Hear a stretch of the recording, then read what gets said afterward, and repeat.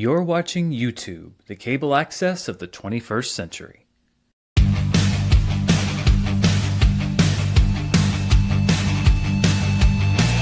It's Friday, it's 4 p.m. where I am, and it's time to talk about movies and answer your questions. Welcome to Dan's World.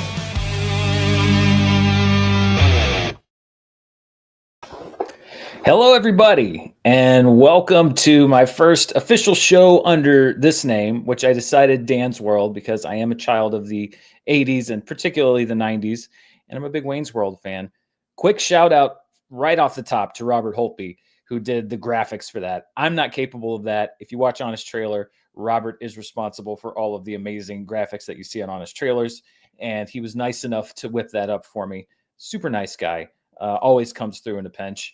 But welcome. I'm a day later than I intended. I was going to go live yesterday, but ended up going live today. It's not, I don't think, going to be a Friday show consistently, but I think we're going to try to go week to week. I'm just pulling up the comments here. I'm not seeing any comments right now. Oh, geez. That's it. We're going to be working out the kinks here. Oh, okay. I see. I'm just going live. There's a delay here. So first of all, welcome and thank you for tuning in. We're going to be working out some of the bugs here because I'm working with some new programs and systems and everything else. But we're going to talk about Superman, the fact that it had the biggest, highest preview gross of the year so far. Results are trickling in as far as first day grosses, possibly.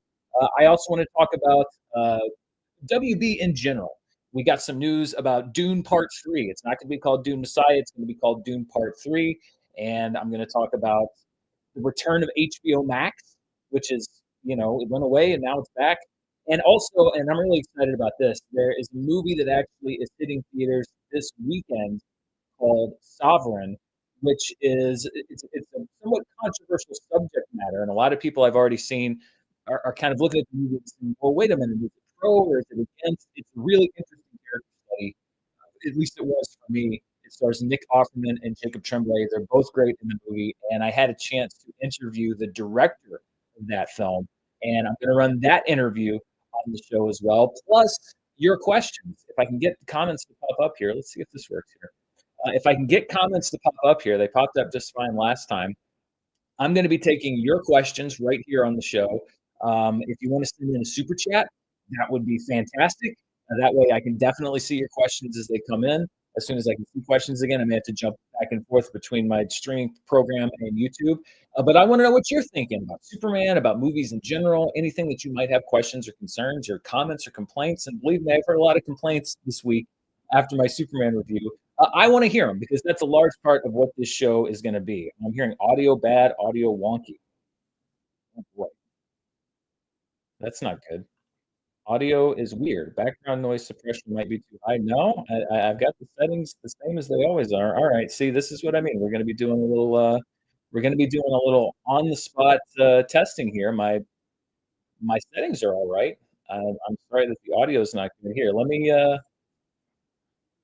You know what? Let me do some adjustment. Is that audio's choppy? Okay.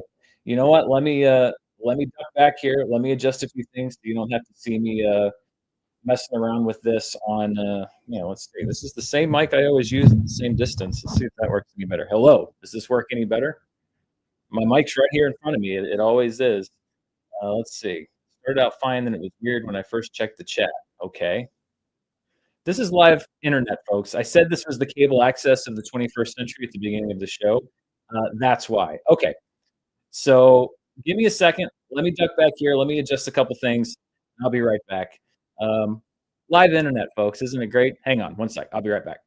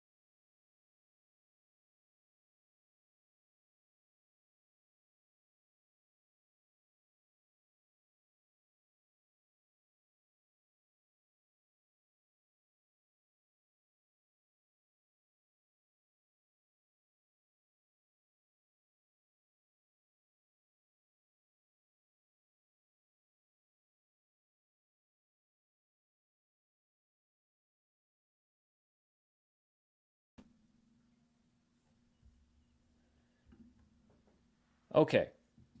I'm gonna get before I get into my whole spiel again. I'm gonna wait for this to catch up and see if see if this is any better. I tried to work with some things. If this doesn't work, I may have to end the stream and then really figure some stuff out because naturally, as happens with these things all the time, I tested everything before the stream worked and it was just fine. But now we're I don't know where we are. Oh, I hear much better, better sound, audio sounding better. Stuff about the Snyderverse, which is good. I'm good, better. Okay, good. We're back. We're back. We're back, fam. Okay. I don't know what I did wrong or right the first time. I'm going to zoom in a little bit so that you don't see the outlet in my wall there. But all right. Good now. A bit quiet, but a big improvement. All right. Well, I'll take it. As I said, this is the first time that we're doing the show. Can you see me as well? I hope you can see me as well. I'm on a big delay here. This is so much fun doing this live without a net.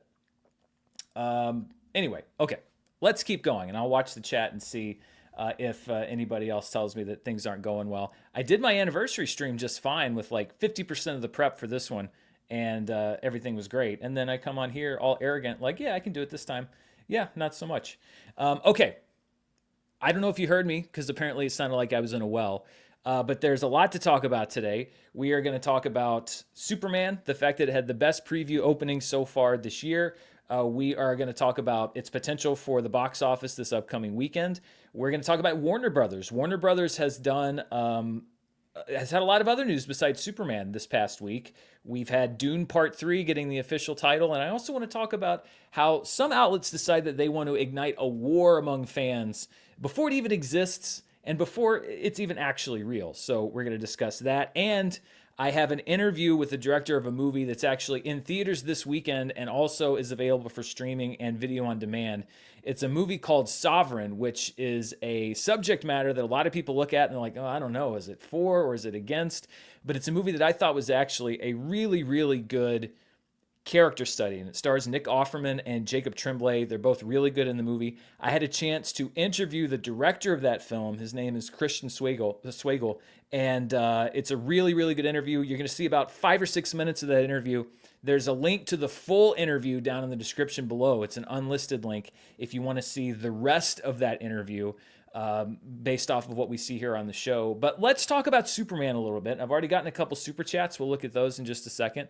But I want to talk about Superman a little bit because I saw somebody commented before I went live that said, hey, it's great to see that Dan is excited about the movie performing well, even if it wasn't necessarily a movie that he was a big fan of. And I appreciate somebody pointing that out because yes, first of all, I knew that I was probably going to be in the minority on that, and I'm going to be putting out my spoiler review for Superman tomorrow, I believe, and I'm really going to go in depth because there's a lot of stuff that I couldn't see or say when I was doing my first review.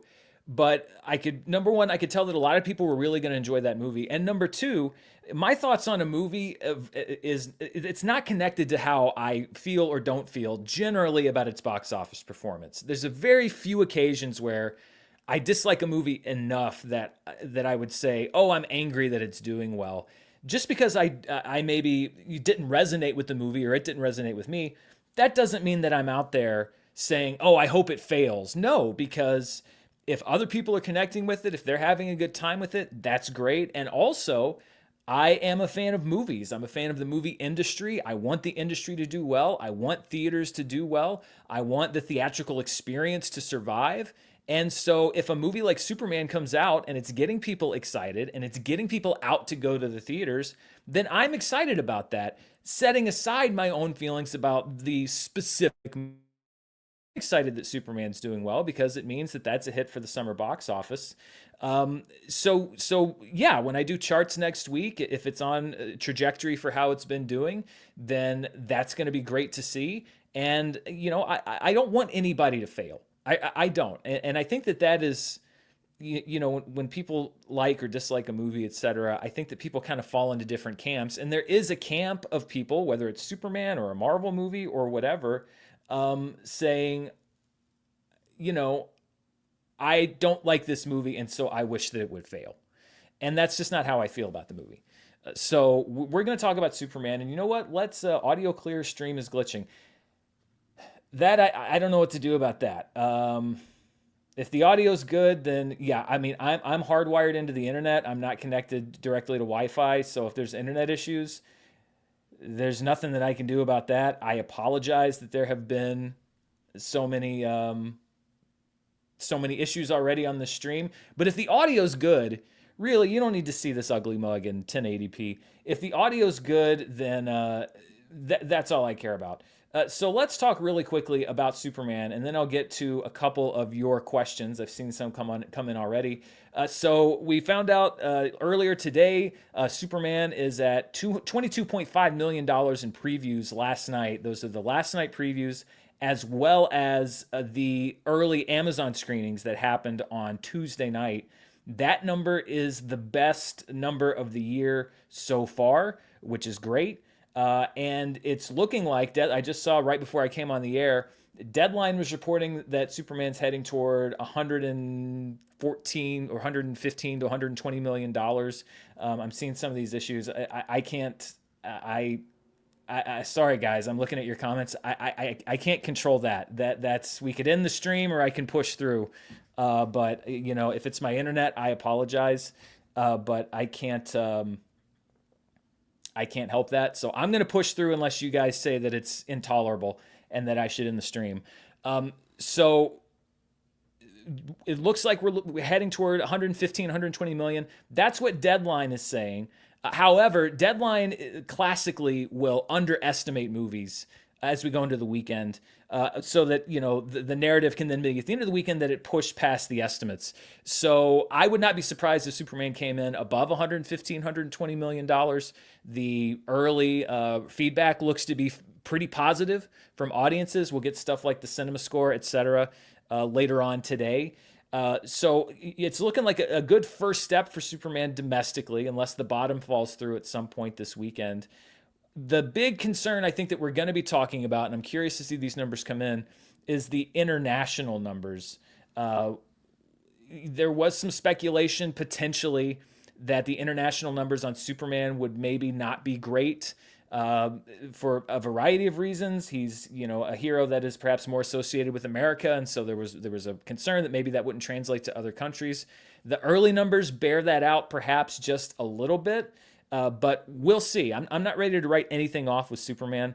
And as we've talked about on charts a lot, the international number is great. You get a bigger percentage coming in from the domestic marketplace. So if it really hits well domestically, then you don't have to worry about the international as much. It would be nice if it did well internationally, but you don't have to worry about it as much internationally. So this is going to be a very interesting story to track as far as box office goes. I can see on my stream. Yeah, I'm sorry guys. I don't know. I don't know what's going on there. That's either an internet issue or a YouTube issue, but I'm going to push through. I apologize for people that might be watching at home on replay that this looks so terrible, but we may do a bit of a shorter stream than I'd planned today, but I'm going to push through. Let's get to some of your questions. This is the first question. It is from Ken Bing 8. Thank you, Ken, for the super chat. Love you, Dan. Watching from a tugboat in Nederland, Texas.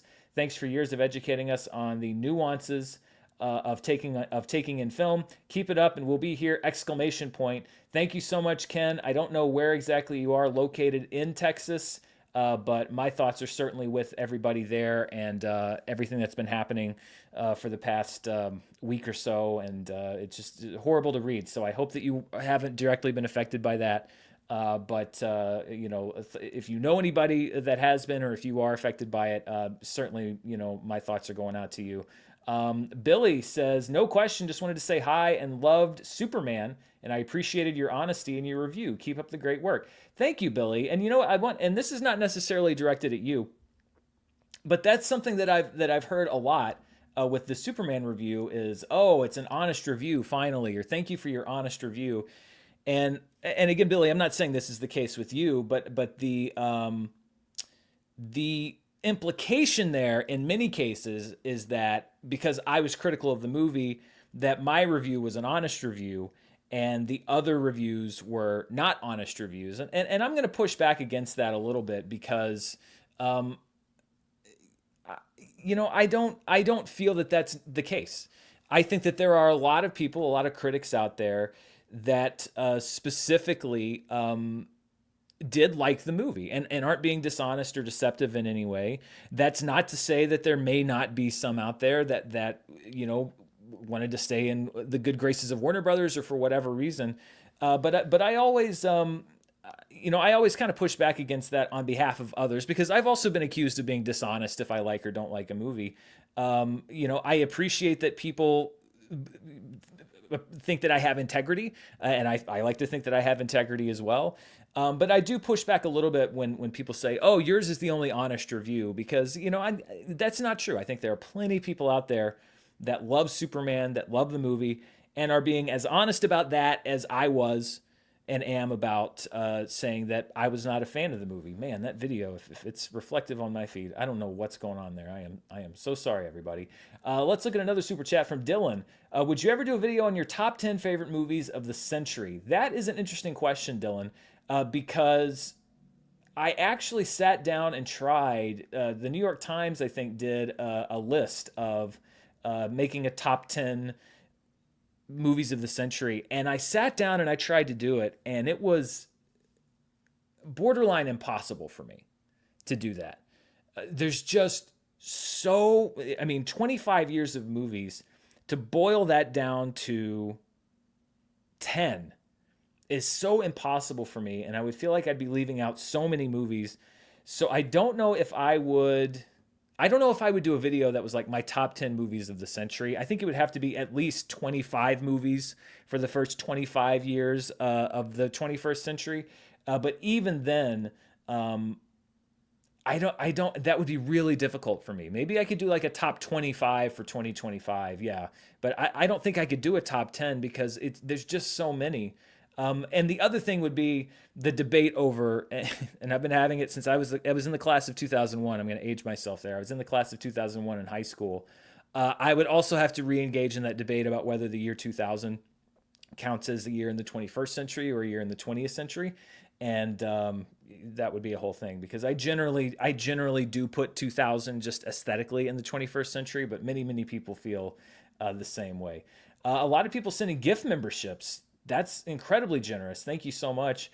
Chris says my cast was great. My issues were story, pacing, and dialogue, which I lay squarely on Gunn. It's falling apart the more I think about it. I think there's some recency bias happening, and this film won't age well. That's possible. I will say that your issues were fairly aligned with my issues. I was writing up my spoiler review today.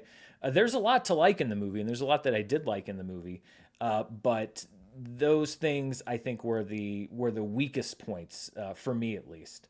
Let's talk a little bit more about Warner Brothers because there was not only Superman hitting theaters this week, but also Warner Brothers officially announced that the name for Denis Villeneuve's follow-up to Dune Part 2 is going to be Dune Part 3, which has now started shooting.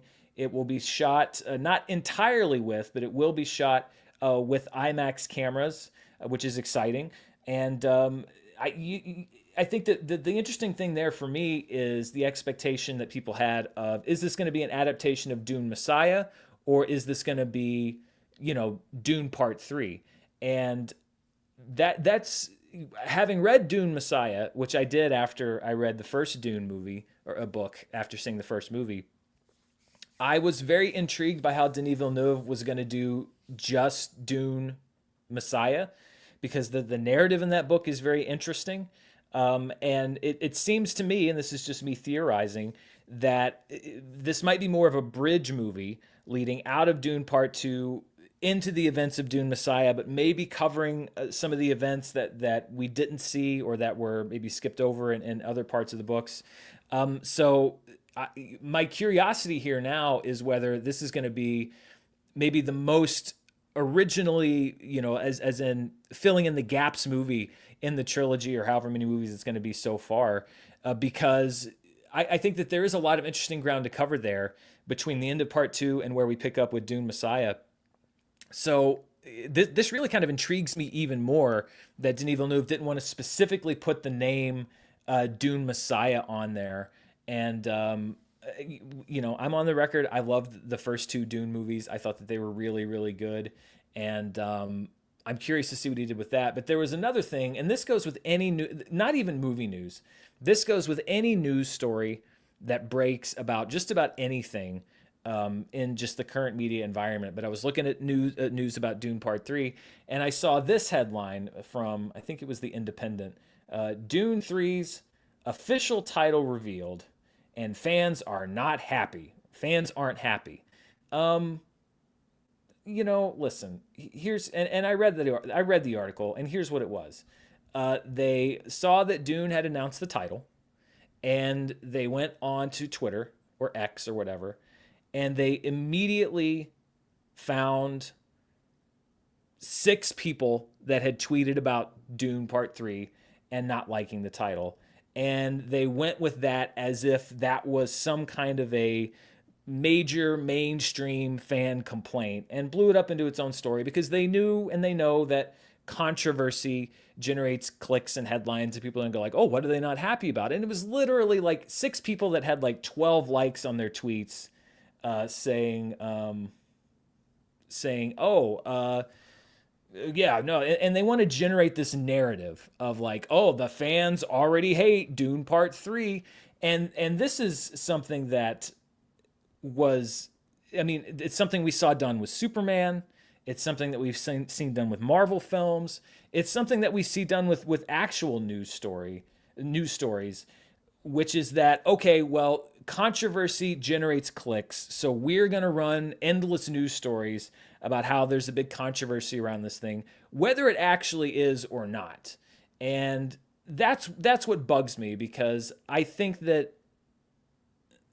think that's disingenuous and it's harmful because the storyline around Dune Part 3 shouldn't be, oh, the fans are already fighting about it because nobody is really. Nobody even really knows what the movie's about. I'm sure there were a few people that are upset that it's not called Dune Messiah, but to take that and elevate it to the point of just like, this is the narrative around the movie, I don't like that. And I think it's done too much. I think that it is destructive to the overall discussion around anything. And then I think it becomes a self-fulfilling prophecy because if enough stories are written saying it's a big deal, then people begin to believe it's a big deal. And it's one of my pet peeves about how the media treats a lot of things, and especially in the movie news segment right now. It's all about controversy because controversy gets clicks. So let's, find the most controversial take and elevate it as if it was the mainstream. So, that's my little soapbox moment for today.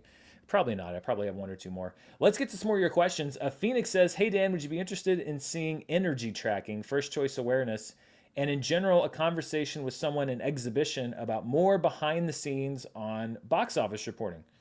Absolutely, Phoenix. I don't know if you have a lead on that sort of thing, but if you do, hit me up. Send me a message on Instagram. Probably the best way to catch me. Fella guy says, do you think if Superman is truly successful that eventually we can move from the Snyder versus Gunn nonsense? I'm so tired of it. That to me is an example of a rivalry as if these two guys are pitted against each other when by their own accounts, by all accounts, they are not pitted against each other. So do I think that if Superman does well that it's going to put an end to the whole Snyder versus Gunn thing? No. I don't. But I hope that it at least alleviates some of it so that people they don't make that the narrative. And I think that's really what's bothered me the most about this whole Superman build up and even going into it is that so much of the narrative is Snyder versus Gunn, Snyder versus Gunn, Snyder versus Gunn. I understand that there are people that liked Snyder's vision for the DC universe. But at the same time, that's done. It's not. This isn't like an audition or a trial or a test balloon or that. The only thing that the only change that would be affected if this Superman failed would be that James Gunn wouldn't get to make any more Superman movies potentially, and then there probably wouldn't be any for a while. It's not like they would. If Superman didn't do well, that Warner Brothers would call Zack Snyder up and go, oh my God, we were so wrong. Please come back and do this. I think that the Snyder Cut definitely sort of emboldened that kind of thinking because they did go back to him and say, would you like to do the Snyder Cut? I think that that was because of streaming and the pandemic, and they were launching HBO Max, which then became Max, which then became HBO Max again. And they knew that that would be something that they could sell around, something that would be a draw that would bring people into the streaming service. I never saw that as the studio hedging their bets on, we need to we need to, let's use this as a test, and if it doesn't work with Gunn, we're going to go back to Snyder. I just don't buy into that. I've been very wrong on WB stuff before, but first of all, it doesn't look like Superman's going to fail. Secondly, even if it did, I just don't see this as some comeback for Zack Snyder if it did. So, maybe it'll tamp some of that down, but there will always be people in the Snyder camp. There will always be people in the Gunn camp. I think that some of that rivalry will continue, but with Superman now out, I think maybe people will get a little bit more entrenched, and maybe it'll at least stop dominating as much as it has. Ben says, do you think Elio's box office failure has to do with poor marketing, the fact that it's an original concept, the art style, or some combination? Well, I mean, the feedback that I got, I think that poor marketing is definitely a factor, because there were a lot of people saying, I didn't even know it was coming out. An original story, particularly original animation, I think is a big part of it. It's harder to sell that, and we've seen that bear out. There have been some original movies that have broken through. There have been some that haven't. The art style, I think, gets a lot of focus. A lot of people saying, "Oh, I don't like the bean mouth," and that's why the movie failed. I would be surprised if not liking the bean mouth or whatever style of animation was a major factor behind the movie failing. I'm sure there are some people that didn't go to see it because of that, but I think that that's a big conversation piece on the internet, but I don't necessarily think that's dominating the mainstream and families deciding, am I going to go see Elio or am I not going to go see Elio? I don't see a whole lot of 4-year-old kids saying like, I don't want to see it. I don't like the bean mouth. Like, I don't, maybe I'm wrong. I think that that's a very internet-y talk point. I don't think that it factored that much into Elio failing at the box office. But I think that, I think it was a combination. I think it was a combination of marketing. Maybe Disney scaled back a little bit because they knew that it might be kind of bad money or good money chasing bad money. And I think that the originality of it probably helped didn't help as well. Let's see. We have one from, let's see. Oh, that was the one from Phoenix. I think I've gotten all the ones so far. Let me see if anybody else. Rodrigo says, I still agree with your review a lot. Disagree, I'm sorry. But I would never think you would hope for the movie to fail because you didn't like it. You've always been a supporter of the movie theater experience. I am, very much so. And, I just, it's not an all or nothing proposition. It's not a zero sum game for me. It's not, it's either I like the movie and it succeeds, or there's more to it than that. And I also think that, I don't know. I'm a little outside of the norm, as far as what a lot of people think.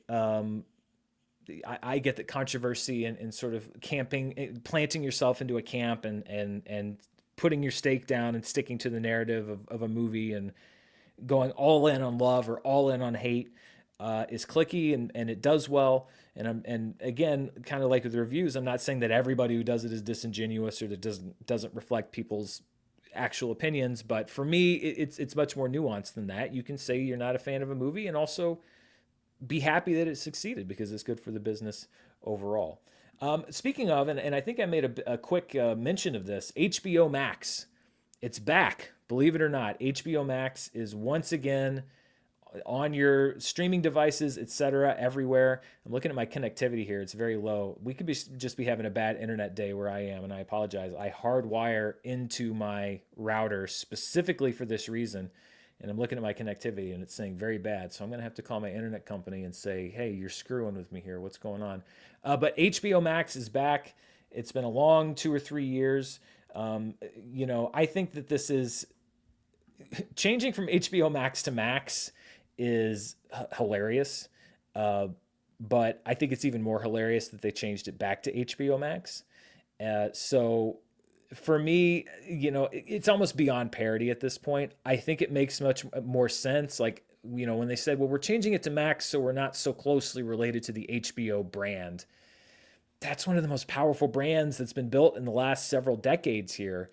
And they wanted to be the everything streaming app so that everybody could have something that they loved on the app, etc. But that's just not the case. So I'm glad they went back to HBO Max. I think a lot of people still called it HBO Max. For me, this whole thing has just been folly. It's just been one mistake after another. They're going to be splitting into two different companies. But I am happy that HBO Max is back because I think that is the better. That's the better name. I think it's objectively the better name. HBO Max, you at least know part of what you're getting. Max, is it? And nobody knows what that is. So at least they made the right decision at the end. But the real right decision should have been not to make that decision at all. So we're still having issues here. This will kind of separate things for us.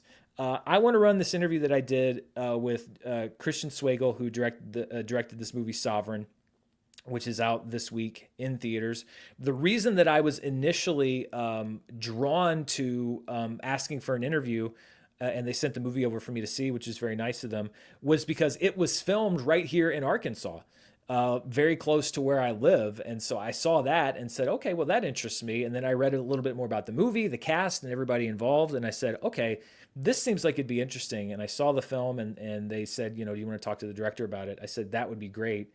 So let me run this interview with Christian Swegel. If you can see it better than you can see me, then that obviously means I've got a problem with my camera or one of the ports here on my computer. Maybe I can try to correct that. But check out this interview, and I'll be right back with you in just a few minutes. We're excited to talk today to Christian Swegel. He is the director of a new movie called Sovereign, which is not only a movie that I really enjoyed, but is filmed literally in my backyard here in Northwest Arkansas. So there's a lot of really interesting stuff to talk about. So Christian, welcome, and thank you so much for joining me today. Thanks for having me. My first question is, there's not a whole lot of movies that are filmed here in Arkansas, and especially in Northwest Arkansas. Arkansas often is portrayed as, farmlands and trailers and hillbillies.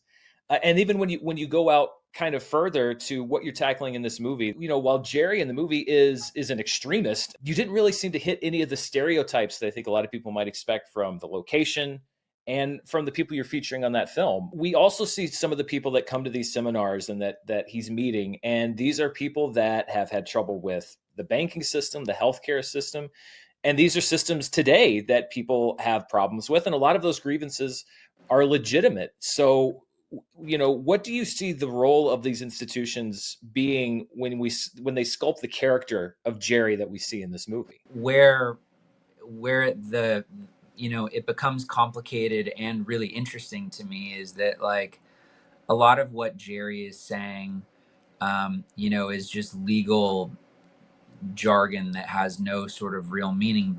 But the stuff that a lot of the sovereign citizens, or the people, like you said in the film, that are at his seminars, that they have grievances about are real. Maybe they lost their homes in 2008, and I think after something like the housing crisis, there are valid grievances and reasons why a lot of people distrust these systems. And I think when those systems, the sort of official channels, are degraded enough, then people like Jerry Kane sort of step forward in that vacuum. I think when you just sort of other that group and say, well, this is just a bunch of crazy people, you're not really understanding maybe how somebody could be led down that path, and the hope with this film is that we're asking those questions, and it sparks some discussion, and maybe we can try to start talking about some of these issues and how to prevent something like this in the future.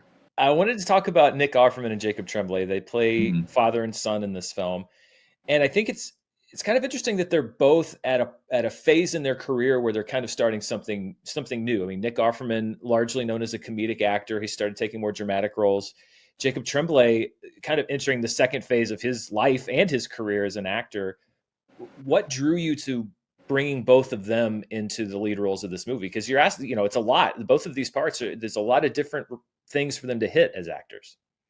Well, I mean, I guess I'll start with Nick. Like Nick Offerman has been one of my favorite actors for ever. And I think he's such an incredible dramatic actor. You know, he brings a real warmth to everything. He has such a warm and human presence. But in this film, you know, he got to also play the villain. You know, he gets to play dangerous and violent and kind of swing between those two extremes. Nick does it brilliantly in this film, and I think this performance is really incredible. I mean, I don't want to have to kill anybody. But if they keep messing with me, then I'm afraid that's what it's going to come down to, is I'm going to have to kill. And if I have to kill one, then I'm not going to be able to stop. I just know it. And for Jacob, you know, Jake's performance is quieter in this movie. He's more observant. Jerry's kind of the loud, bombastic character, and Jake is sort of the one observing all of this. But even in quiet moments, you can always see what he's thinking, and he just emotes. You know, Jake is really a world-class actor. I think he's, you know, one of the best of his generation, clearly so far, and he's an incredible actor, so an artist, and I really won the lottery with getting the cast that we got in this film. I mean, especially an independent film like this, it was really a dream come true. Well, you're very busy. I know you've got a premiere coming up or a screening coming up, so I'll let you out of here with one last question. With an audience that shows up to see this movie, maybe an audience that's not familiar with the idea of claiming to be sovereign, or maybe an audience that might be going to this movie even perhaps a little skeptical, saying, well, I'm not really sure how they're going to treat how I see the world, etc. What is it that you would like for people to take away from it? My favorite movie going experiences are movies that I go and see with friends or with, you know, in some sort of a group setting, and then after the movie's over, it leaves me thinking about it and wanting to talk about it with my friends. I think giving the answer, which is like, you know, there's certainly, I have my answers that I've put all throughout the movie, and I definitely, you know, that would be kind of the ultimate spoiler to me. Like, what I really hope is that even if people don't necessarily connect or agree with the way that we've handled it, that it's the type of movie that leaves them thinking after the credits roll, and they want to turn to the person next to them and say, what did you take away from that? And it starts a conversation about it, because I think that's where the filmmaking experience and viewing experience really becomes communal, and there's you know, the audience isn't just receiving something, they're also an active participant in it. So that's my hope for the film. I love that answer. I love that answer, because you're right. The discussion, I think, is so key to the experience, and I think that this movie has a lot for different people to kind of examine and think over. It's a movie that I really enjoyed watching. Christian, thank you so much for joining me. Sovereign is hitting theaters starting this upcoming weekend, and I think you should really check it out, because there's some great performances, and as Christian said, a lot to think about. Thanks so much for your time, Christian. Thanks so much. Good seeing you.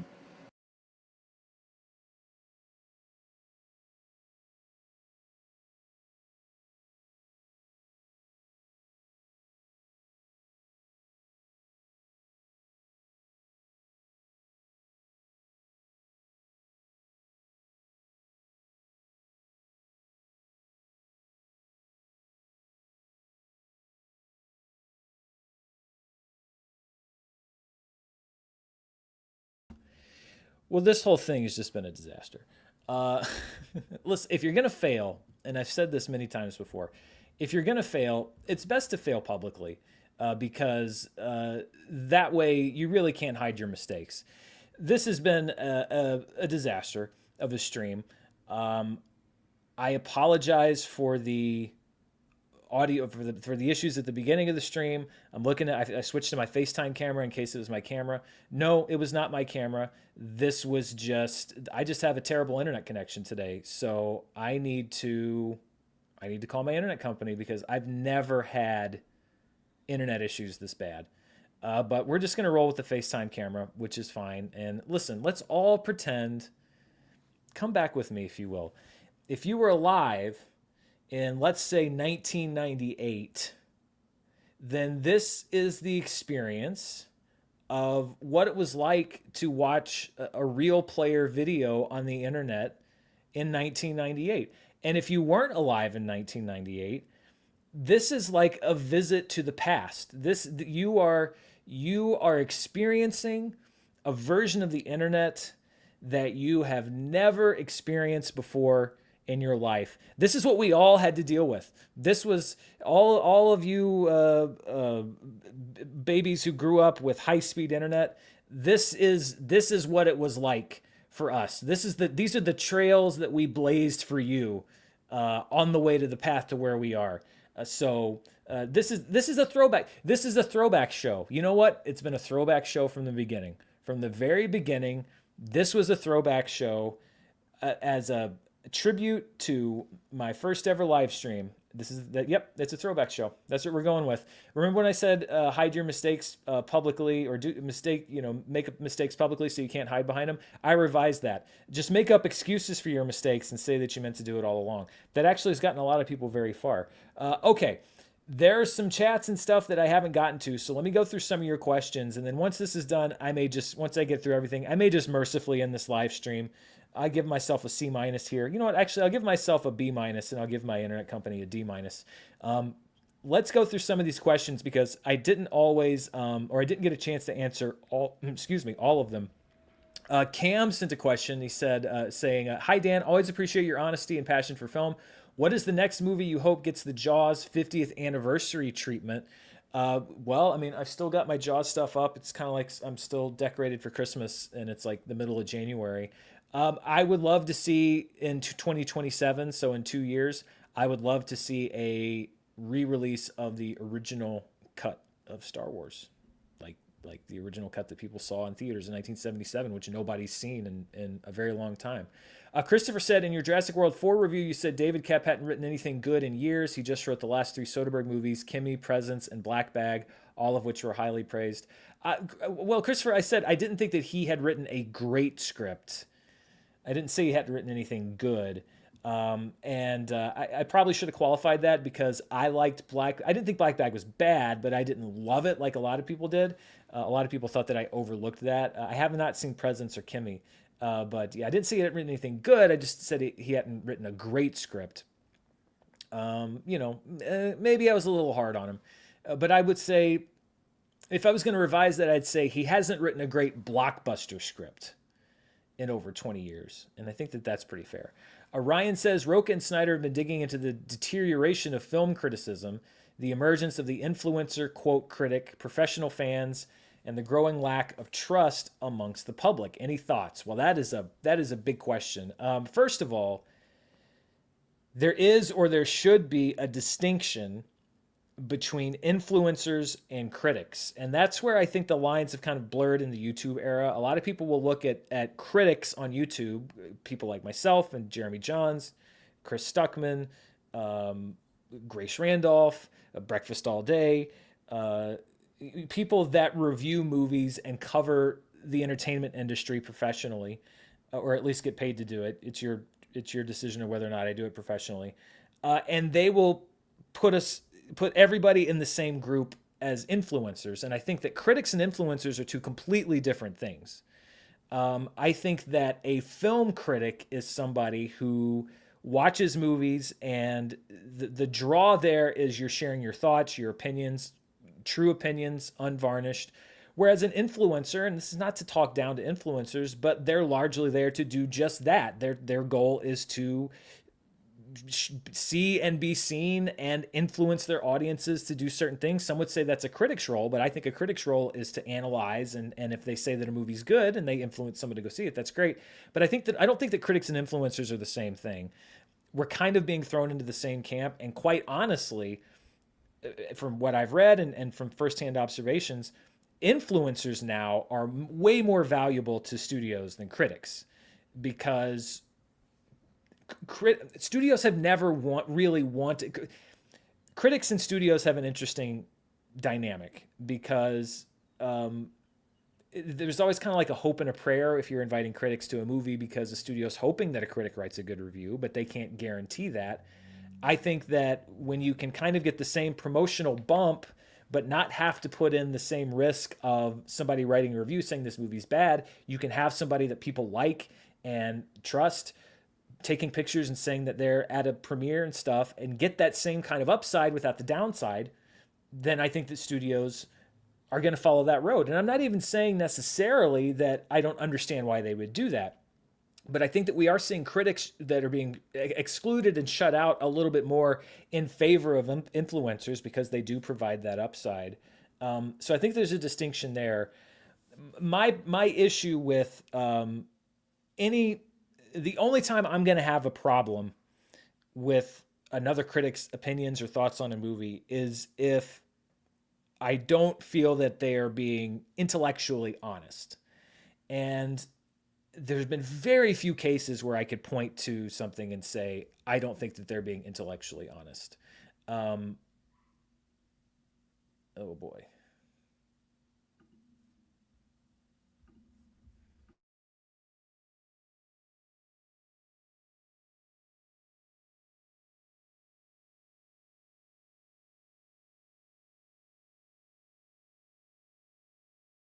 We're still online or if we're not. Oop, are we back? Are we here or are we not here?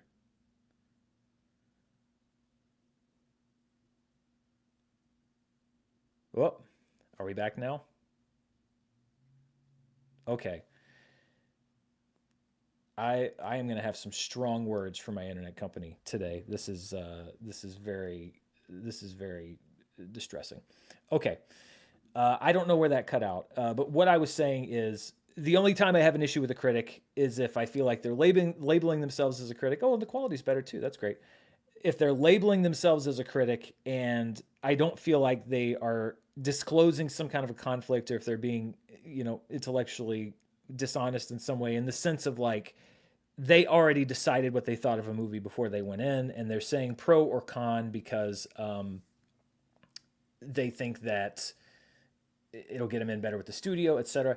That's the only thing that I have a problem with. And I know that a lot of people think that all critics are like that. That's not the experience, in my opinion.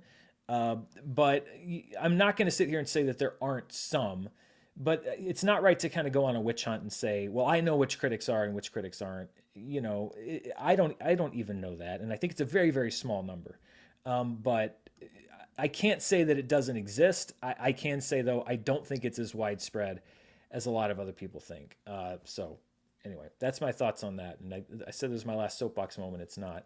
Let's see. I think I already said Billy. No question. I just wanted to say hi and I love Superman and I appreciate your honesty. Yep, we talked about that with Billy. Zach likes things, says Superman met my expectations plus some. My favorite comic book film since The Batman. I respected and understood your opinion nonetheless. Zach, I'm glad you liked it. You like things, and I'm glad that you like that thing. Let's see. We said that from Ken. Dylan Fitzsimmons says favorite stand-up comedians, all time and current. All time. George Carlin, Mitch Hedberg. Love Mitch Hedberg. Big fan of Mitch Hedberg. Golly. I mean, when I was in college, I listened to a lot of David Cross, a lot of David Cross's stand up, particularly at that time. Listening to it back, I think it was maybe a little college edgy, but I still think there's a lot of fun and funny stuff there. Current, I'm not as plugged into the stand up. I've seen Nate Bargatze, a lot of his stand up. I think that it's really funny.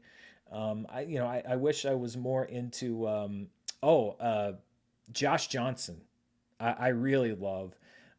He was my source back right before the Super Bowl when I very much showing my age and my place in culture.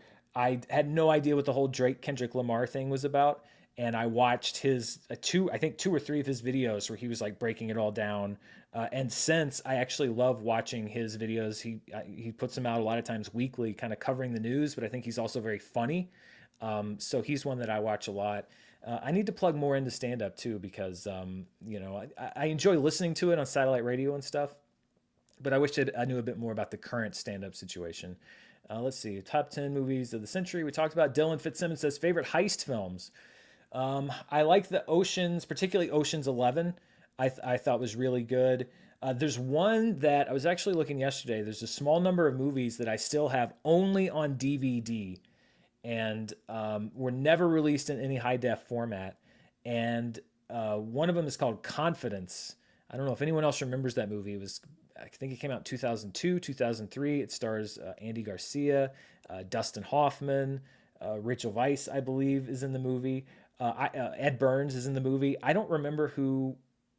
I don't know of anybody else who's seen it, but I really liked it, and I keep looking to see if they're going to put it out on Blu-ray because it's one of like 3 movies that I still have that are DVD only. Cowjun says hi from Nice in France. Love what you do. Thank you for watching from France. Let's see. Did we talk to Rodrigo? Yeah, we talked to Rodrigo. Ben Gerber says thoughts on The Nice Guys, Crow and Gosling. Great movie. Love that movie. I think that was if I did. I'm trying to remember if I did top 10 lists. I don't know if I was doing top 10 lists when that came out or not, but that would have been on my top 10 list. Let's see. Ben, we talked to Ben about Elio. Plethora 1C, thoughts on new Harry Potter? Seems redundant tone. I have. I'm sorry. Seems redundant to me. Sorry, there was a space there. I'm reserving judgment on Harry Potter.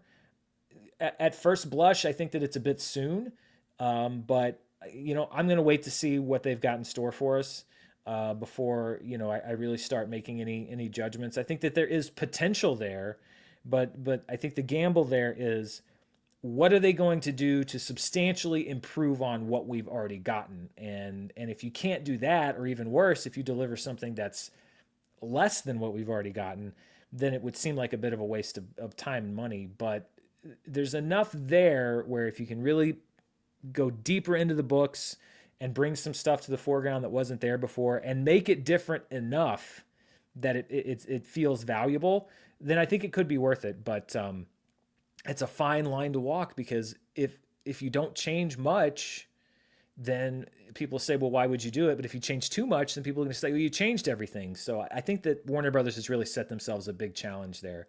Me Viewer says, Dan Demand. Thank you very much. Charlie Master says, hey, Dan, hope you're well. Completely off topic, but you've mentioned Taskmaster a few times. What do you think of it? Do you have a favorite group? I have become obsessed with Taskmaster. Full credit to Sam Levine and Rachel Cushing Levine. A few years ago, they said that I should watch Taskmaster, and I think I watched 1 or 2 episodes, and I said, oh, that's fun, and kind of forgot about it. In the last, I'd say 3 to 6 months, I've gotten obsessed. I've actually watched every series from the British version now, so I'm up to date. I've watched every single series. This season 19 group was fantastic. I mean, Jason Mantzoukas really kind of got a lot of the spotlight because he brought his insane American energy to everything. But Stevie Martin and Fatia and that whole cast, Matt and Rosie, I think really gelled well together. I think what makes a good Taskmaster cast is not just that they do well on the tasks, but that they have a camaraderie in the studio. And they did. And I think that made for a really good season. One of my favorite seasons in a long time. I would say that this past season rivaled the James Acaster group from, I think it was series 5. I keep saying season, it's series 5. And that's high praise. So I think that we just had one of our all-time best Taskmaster series ever. Let's see. Kyle Harlow, take full advantage of that AOL free trial, Dan. I did. Whatever happened with my internet when it went out, it came back better. So hopefully I can troubleshoot whatever that was. Liam says, it's all good, Dan. I'm glad we got to hear your thoughts on the Dune 3 title headline and honest reviews. Do you prefer production or editing? I think that they both have a lot of appeal. For me, as far as my own channel, I would say that I enjoy editing probably the most because I like to see how everything pieces together. I would say that writing things up is the most challenging for me because I'm not a particularly fast writer. I'm very, believe it or not, I get in my head a little bit and it takes me a while to write things. But I like to edit because you're making tangible progress second by second toward a finished one. Kaljun says, what's your favorite foreign film of 2025, if any? Oh man, I know I've seen a few, but I'm totally blanking at the moment.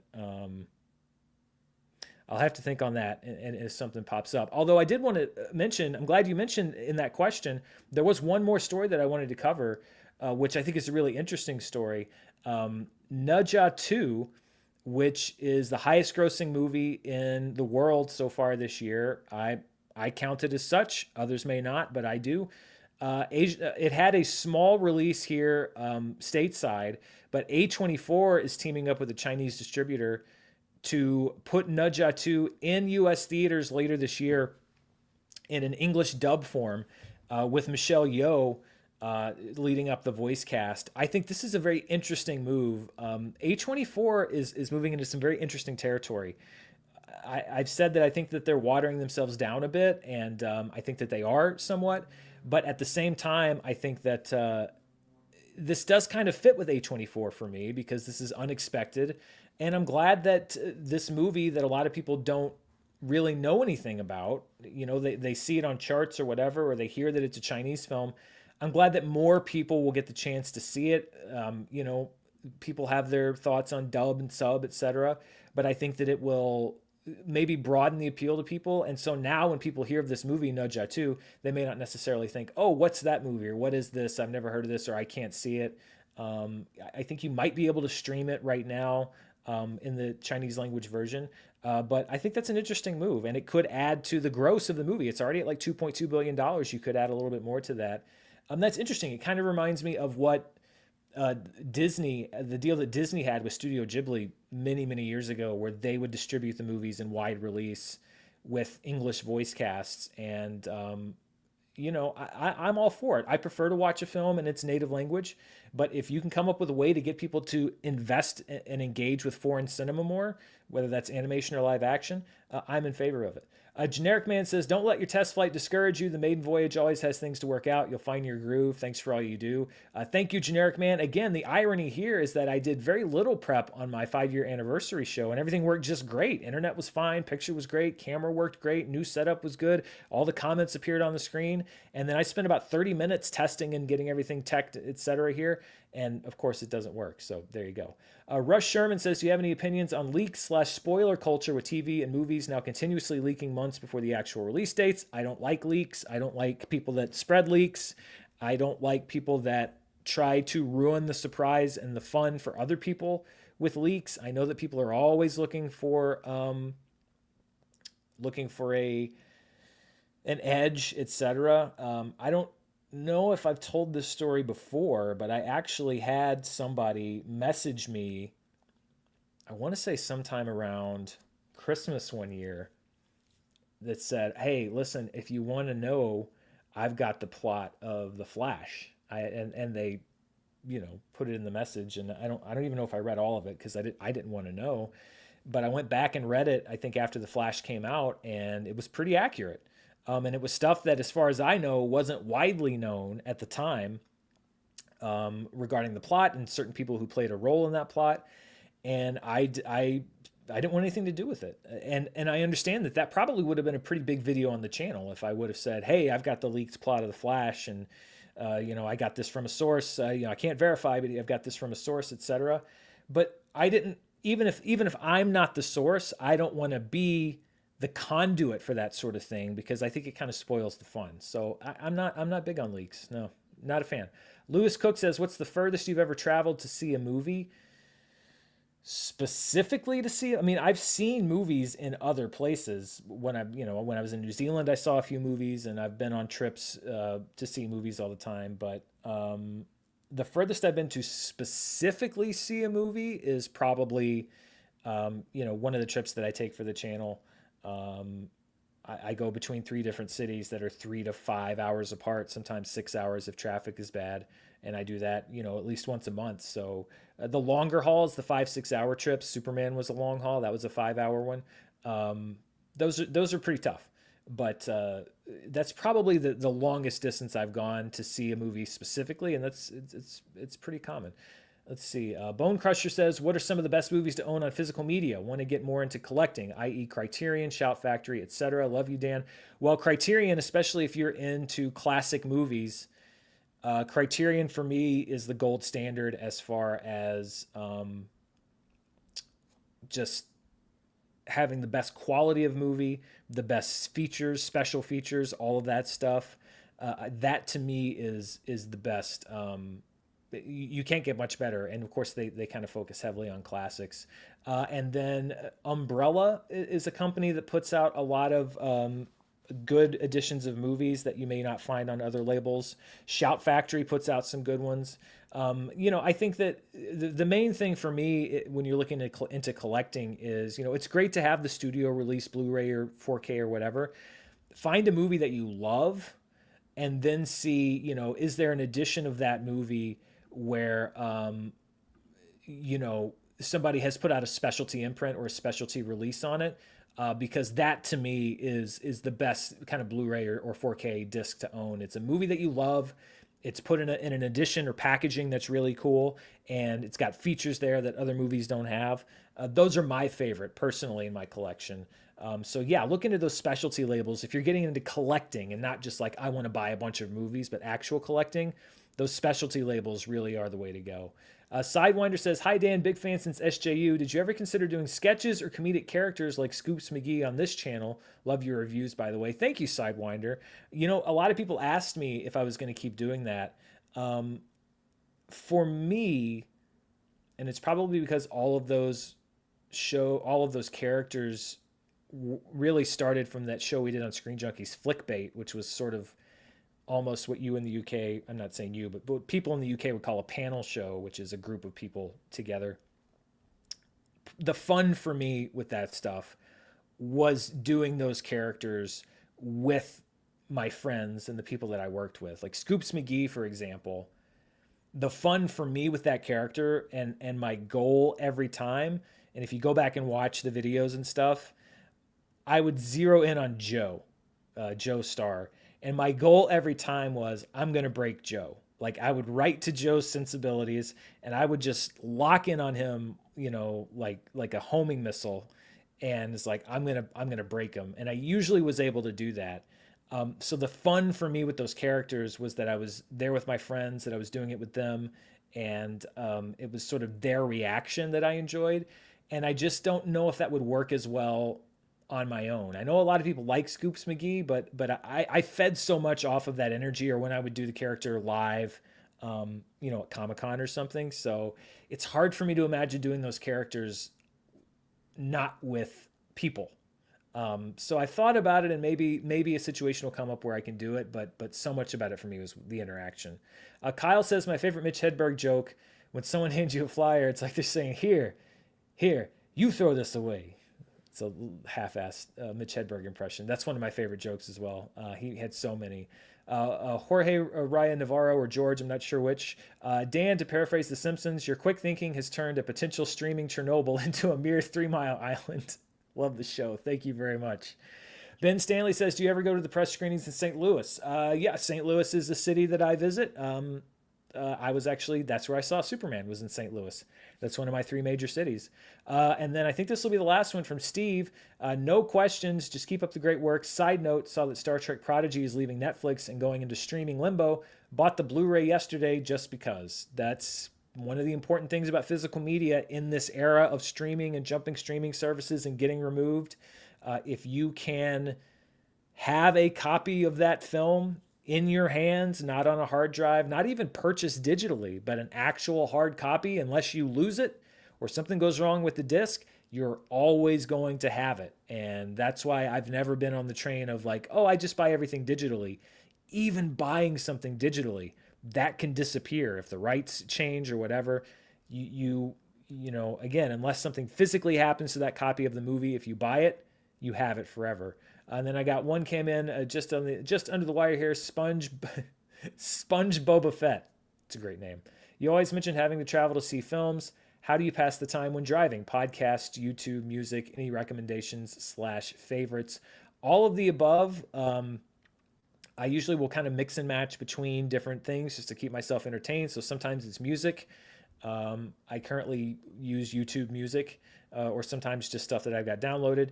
A lot of times it's Audible. I'll listen to a book. I've listened to several books while I've been driving. Right now I'm listening to the Darth Plagueis book, which I heard was one of the good Star Wars expanded universe novels. So I'm in the middle of that one. And then podcasts. I jump between podcasts. Right now I'm listening to the Lonely Island and Seth Meyers podcast because I'm a big SNL head. And I heard that that was a good behind the scenes SNL podcast. And it turns out that it is. So yeah, that's sort of the things I'm jumping through right now. But yeah, I like to change it up because especially if I'm doing a there and back in one day, which I do somewhat frequently, I've got to kill 6 to 10 hours of driving in a day with a movie in between. So it's good to keep your brain engaged, or otherwise it might be a struggle to make it home. Speaking of a struggle, let's end this live stream.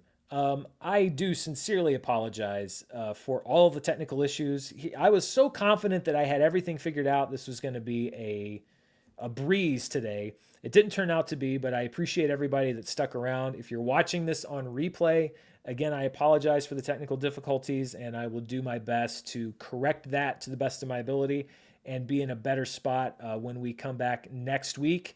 As far as the actual regular day of the show, I was looking at Wednesday or Thursday. I was originally going to do it yesterday, but I had to push because I had some other stuff going on. So Wednesday or Thursday are probably the most likely days for this show. I don't think I'm going to do it on Friday because it is such a conflict-filled day. But I appreciate everybody that stayed tuned today and was hanging in there with me as we did our flashback to the old days of the internet. I'll be back next week with better tech, hopefully, and more stuff to talk about. Thanks to everybody that sent in your questions. Again, if you want to see that full Christian Swegel interview, you can check the description below. There's an unlisted link. It's about 15 minutes long. It was a really good interview. And I'll see you next time. Thanks for hanging in, everybody. Bye.